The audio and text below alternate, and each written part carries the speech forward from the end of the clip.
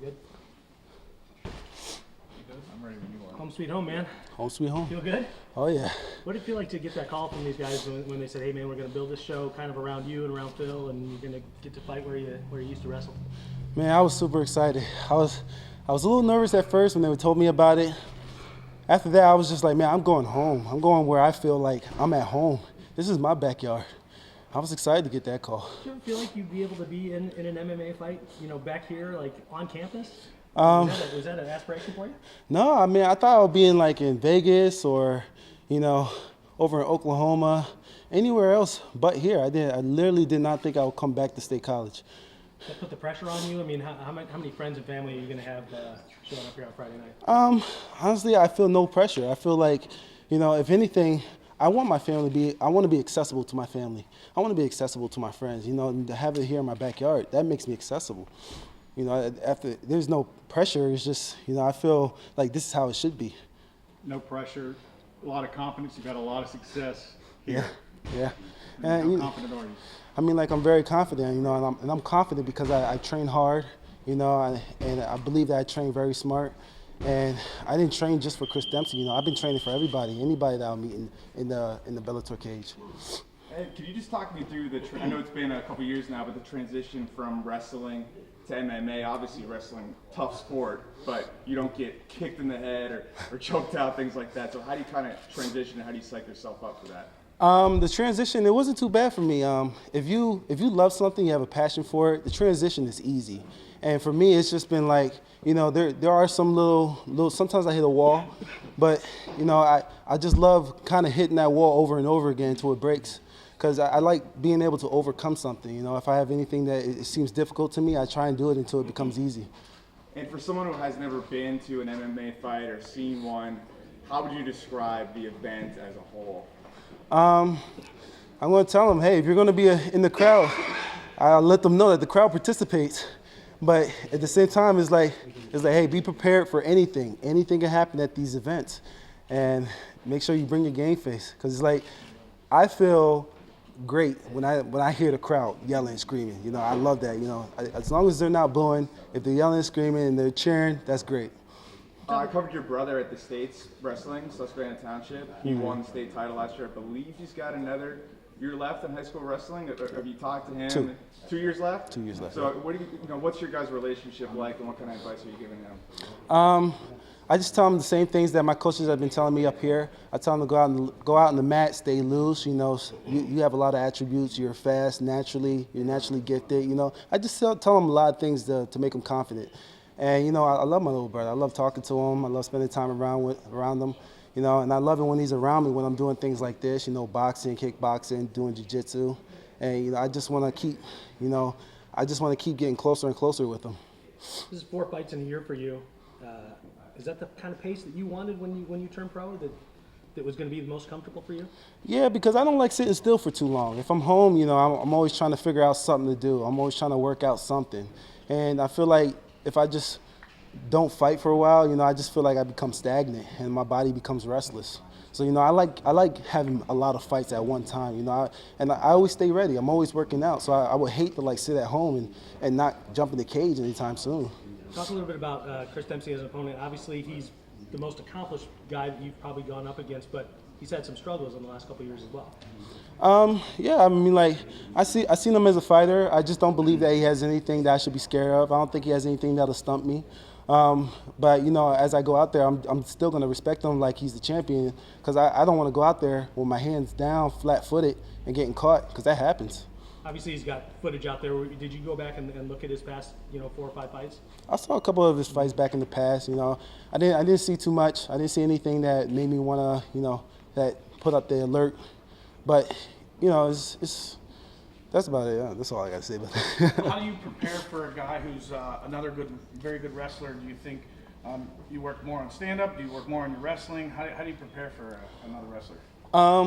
I try to focus on the things that I try to focus on what my opponent is strong at, and I try and do things that kind of counteract that.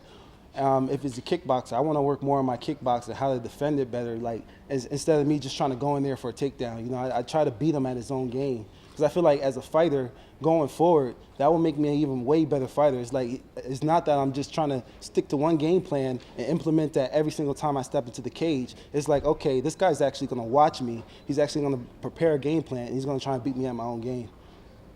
In a sport like this, I believe you're undefeated so far in MMA, and it's like, when you lose so much momentum, I guess, in a way. So how do you kind of weigh that when you go in, and just how does that affect your approach? I think that a lot of that happens before the fight. I think you got to mentally prepare yourself to win or lose, because I always tell myself, even if I lose a fight, I still want to go back in the gym tomorrow, and I still want to get better, keep continuing to get better. Because, I mean, like, you lose momentum, but that's only with your fans. That's only with people. You don't lose momentum within yourself. If you lose it within yourself, then you're going to start going downhill as a fighter. You're going to be like, okay, well, whatever I'm doing, everything should be scrapped and thrown out the window. But that's your whole game plan. You've been training like that. So, I mentally prepare myself for anything that should happen after the fight. But I always go in there believing that, everything's going to work out perfectly. I'm going to win this fight. But just in case there's a chance, I want to be able to catch myself.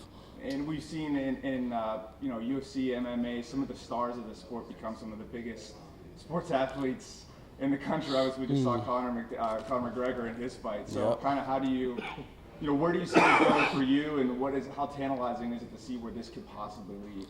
Man, I feel like the sky's the limit. I see myself taking this really far. I plan on being in this sport for a very long time. Most fighters, they probably only in it for about 10 years. I'm looking to go beyond that. I'm looking to be in there maybe 12 years.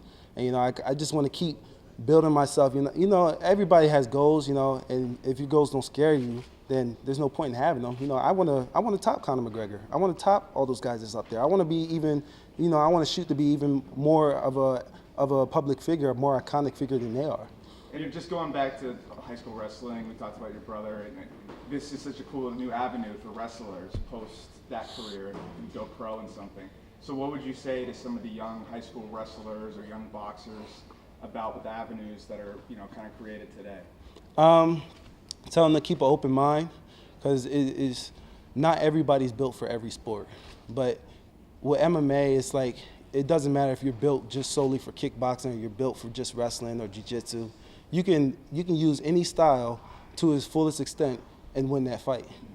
So just telling them to keep a flexible mind, keep it open, stay positive, stay true to your workouts, and stay consistent.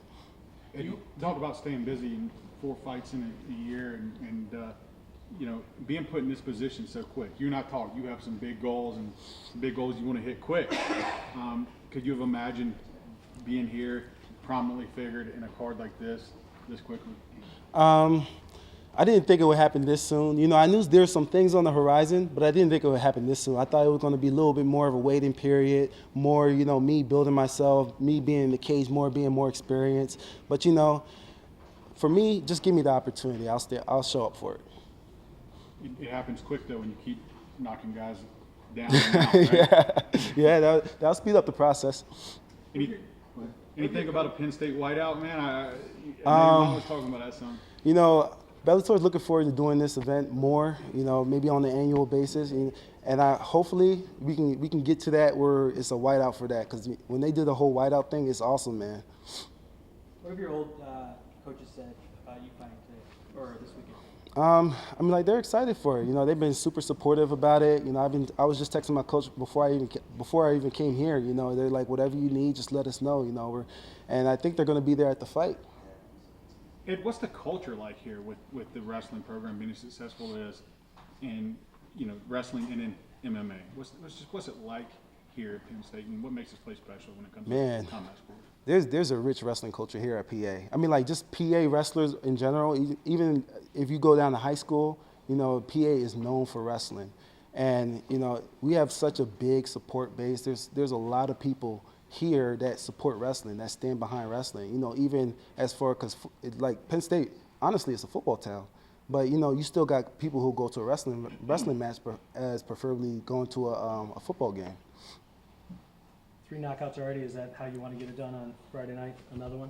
Oh yeah, looking for the 4th knockout. You don't want to. There's nothing else that's in your bag of tricks that you want to show future opponents? Well, obviously I want to go for submissions and everything, but once you first step in the cage, and you're a young fighter, the first thing on your mind is you just want to punch somebody. You just want to hit them. You know, it's a new feeling. It's brand new. You know, I was wrestling. I could just grapple you. I could just, you know, grab your leg and take you down. Now I could just punch you. Now that's easy, you know. And it's like once you get past that initial fear of punching somebody in the face, it's great. It's like it takes a lot of stress out of your body. Hey, do you follow the sport a ton? Do you feel comfortable enough to give us picks on the 2 title fights on Friday night? Oh, wow. I got to say I'm leaning towards Garbrandt. I really think Garbrandt's going to take it to Dillashaw. And who else is fighting that night? Not that one. GSP, we can talk about that one later. GSP and Bisbing? The Bader and Linton Vassell fight on Friday night. Oh, you're talking about those fights. Your guys. Woo, man, I don't know. I really don't know. I want to give some predictions. Let's say Bader, just because he's a wrestler. Wrestlers got to stand by wrestlers. And Ilima, Macfarlane, and Emily Ducote. See, now those two, I haven't watched them fight, so I don't want to say anything on that one. I'm gonna tiptoe away from that one. Ilima won. They fought once. Oh, they fought before? Ilima won. I guess you got to go with the winner. All right, thanks, man. What about Phil Davis? Phil. Phil. You kind of got to say that. Huh? You always got to say that. Right? Always Phil, man. You can't go wrong. Any more questions? Thanks, man. Thank you, Ed. No problem.